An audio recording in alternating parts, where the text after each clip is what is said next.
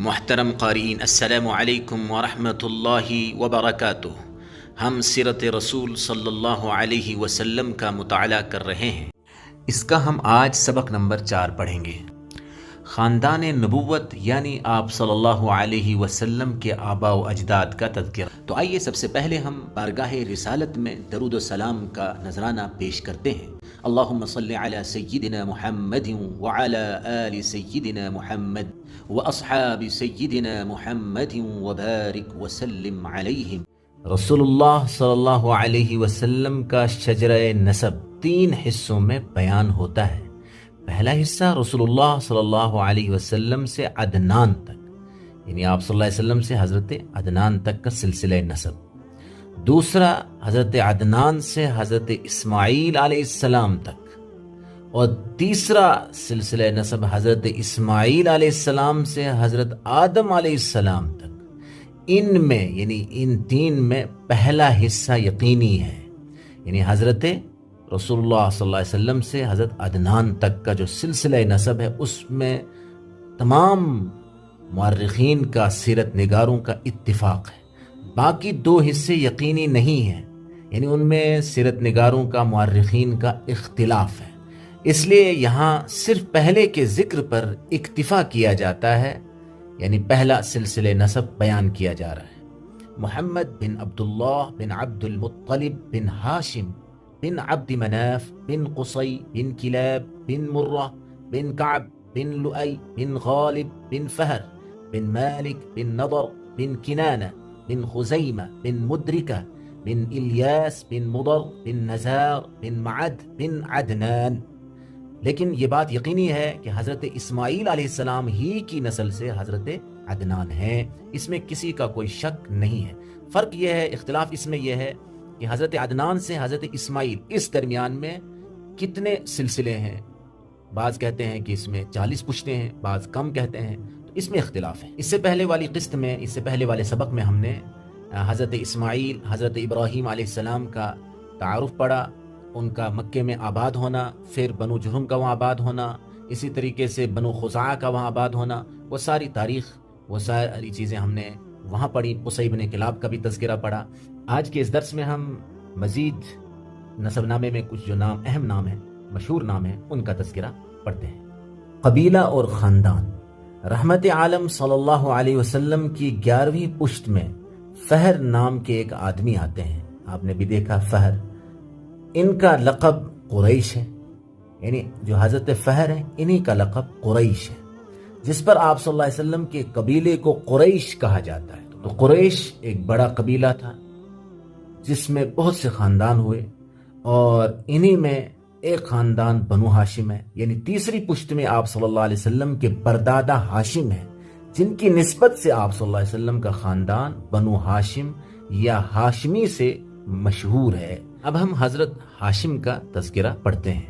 ہاشم عبد مناف کی اولاد میں سے زیادہ سخی اور مالدار تھے، اس لیے عبد مناف کے بعد ان کی اولاد میں ہاشم کو مکۃ المکرمہ میں انتظام کے 2 بڑے عہدے حاصل ہو گئے۔ ایک سقایا یعنی حجاج کو، حاجیوں کو پانی پلانے کا بندوبست کرنا، دوسرا رفادہ یعنی حاجیوں کی میزبانی کرنا، کھانے پینے کا انتظام کرنا۔ ہاشم ہی پہلے شخص ہیں جنہوں نے مکہ مکرمہ میں حاجیوں کو روٹی شوربے میں، سالن میں ڈال کر کھلانے کا اہتمام کیا۔ ان کا اصل نام عمرو تھا، لیکن روٹی کو توڑ کر شوربے میں یعنی سالن میں چورا کرنے کی وجہ سے ان کو ہاشم کہا جانے لگا، کیونکہ ہاشم کے معنی ہے توڑنے والا، اور وہ روٹیاں توڑ کر سالن میں ڈال کر سرید بنا کر لوگوں کو کھلاتے تھے۔ یہ سرید ایک قسم کا بہترین کھانا، ایک ڈش ہے۔ ہاشمی نے سب سے پہلے قریش میں یہ دستور جاری کیا کہ سال میں 2 مرتبہ تجارت کے لیے قافلے روانہ ہوا کریں، چونکہ ان کا سارا دار و مدار تجارت، بزنس پر تھا۔ تو موسم گرما میں شام کی طرف، سیریا کی طرف یہ سفر کرتے تھے، اور موسم سرما میں یعنی سردی کے موسم میں یمن کی طرف یہ لوگ سفر کرتے تھے۔ یمن گرم علاقہ ہے، سردیوں میں یمن کی طرف۔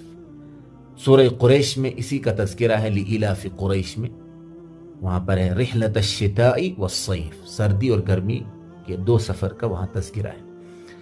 اور اللہ تعالیٰ نے احسان جتایا ہے قریش پر کہ ہم نے تمہارے لیے یہ 2 سفر آسان کر دیے ایسے وقت میں جب کہ لوٹ مار ڈاکہ چوری وغیرہ ہوتی تھی اور قافلوں کو لوٹا جاتا تھا، لیکن بیت اللہ کی وجہ سے قریش کی عزت تھی، ان کے قافلوں کو لوٹا نہیں جاتا تھا۔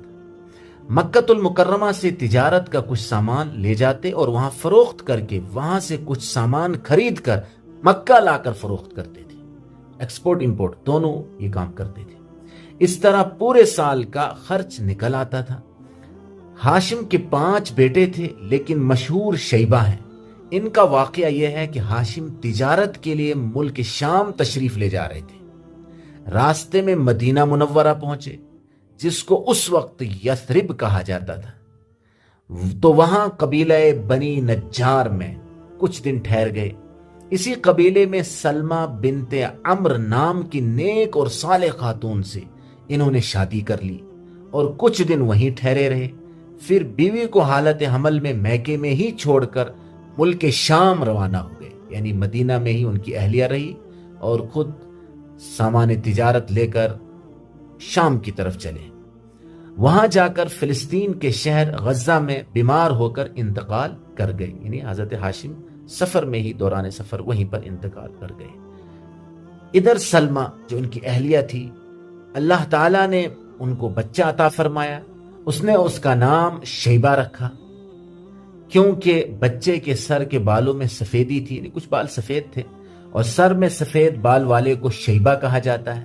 انہوں نے میکے ہی میں بچے کی پرورش کا فیصلہ کر لیا، یعنی وہ مدینہ منورہ میں ہی اپنے ماں باپ کے پاس رہی، وہ مکہ نہیں گئی۔